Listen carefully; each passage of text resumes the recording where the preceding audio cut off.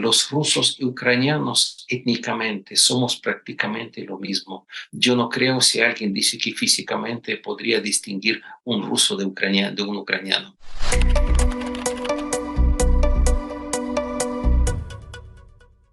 Por eso yo creo que Ucrania fue elegida por el Occidente como un laboratorio para desestabilizar a Rusia. De Ucrania, como yo era un niño de Kiev, en Kiev casi todos hablábamos ruso.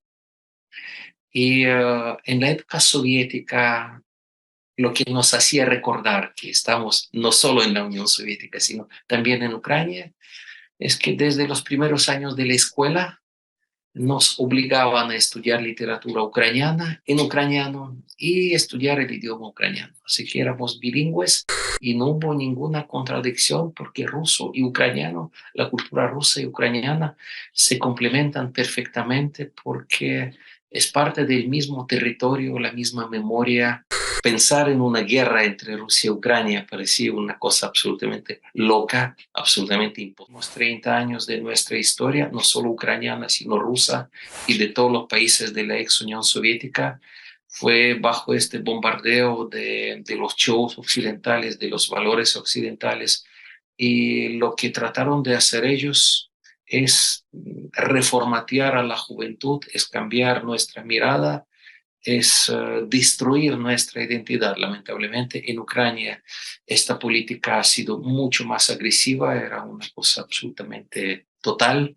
Por eso han logrado estos resultados. Yo te diría que Ucrania hace 8 o 9 años era otro país y ahora el pueblo ucraniano es la víctima de una muy profesional manipulación mediática y la prensa, entre comillas, se democratizó cuando apareció la prensa privada, que ya servía para los intereses privados y particulares de diferentes partidos políticos que surgían. Hubo mucha semiverdad, verdad y mentira, todo mezclado, todo revuelto, y sino una preparación especial. Un ciudadano común acostumbrado a solo un punto de vista oficial no podía orientarse en toda esta avalancha de la información. Cuando nos empezaron a decir sutilmente o directamente de que el pueblo ucraniano es muy diferente del ruso, porque los rusos son más salvajes que nosotros, son asiáticos, que nosotros somos los europeos, los civilizados, que tenemos nuestras casas más limpiecitas, que los rusos son borrachos todos. Y para los jóvenes ucranianos, esto fue la única realidad y verdad histórica que ellos tenían que aprender a contar otra historia. Nos empezaron a hablar de las cosas que antes jamás podíamos escuchar por la televisión, de los colaboradores nazi en Ucrania. Empezaron a presentarlos como héroes de la lucha por la independencia. Derechamente están usando la simbólica nazi, los nombres de las divisiones nazi. Ellos no esconden sus simpatías. Una de las últimas noticias, lamentablemente muy predecible, que en Kiev fue demolido el monumento al general del ejército soviético, general Batutin, quien liberó Kiev de los nazis. Y ahora están pensando en profanar la tumba de él, que estaba bajo el que viven en Latinoamérica, conocen perfectamente el origen del paramilitarismo dentro de los gobiernos neoliberales de Latinoamérica. Y yo creo que Ucrania no inventó nada nuevo, sino fue repetida este mismo esquema.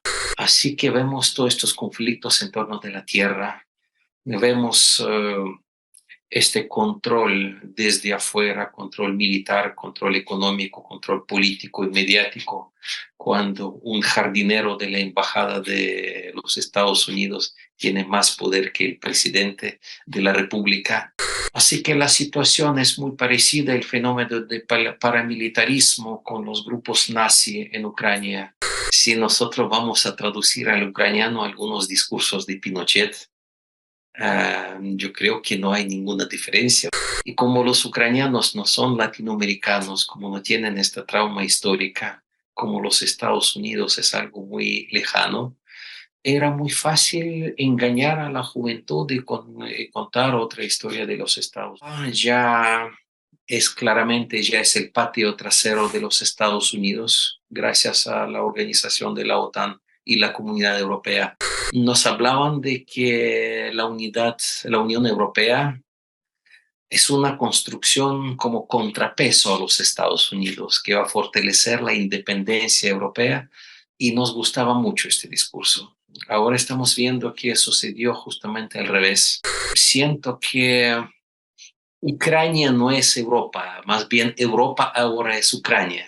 Ahora Europa es convertida en lo que ya convirtieron un poquito antes a Ucrania.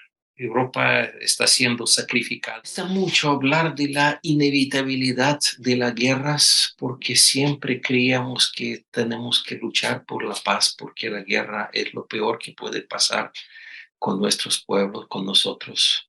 Así que siempre uno tiende a mantener la esperanza hasta el último minuto. Todo indicaba que la guerra era absolutamente inevitable. Ucrania hacía todo lo posible para ser inevitable. En este caso, en dos puntos. Primer punto de inflexión es como el más obvio, evidente, es el golpe de Estado que el Occidente presentó al mundo como la revolución de la dignidad o revolución del Maidán, con toda la cobertura mediática necesaria, pero era un golpe de Estado. Cuando al poder llegan las marionetas del Occidente, con el apoyo de las fuerzas absolutamente fascistas dentro de Ucrania, que eran minoritarias, pero muy bien organizadas y muy activas.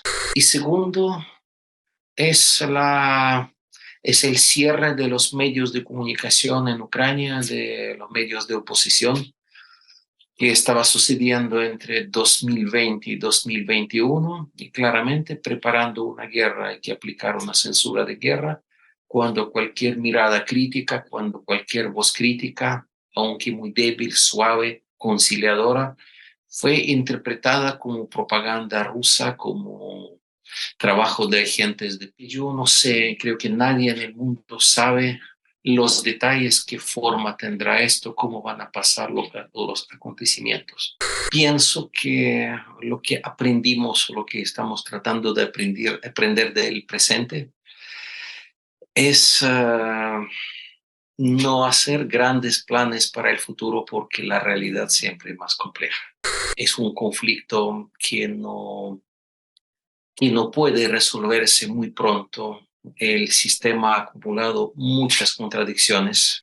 El enemigo de nuestros pueblos o del mismo pueblo ruso y ucraniano, para ser preciso, es el enemigo del mundo entero, de todos los pueblos del mundo.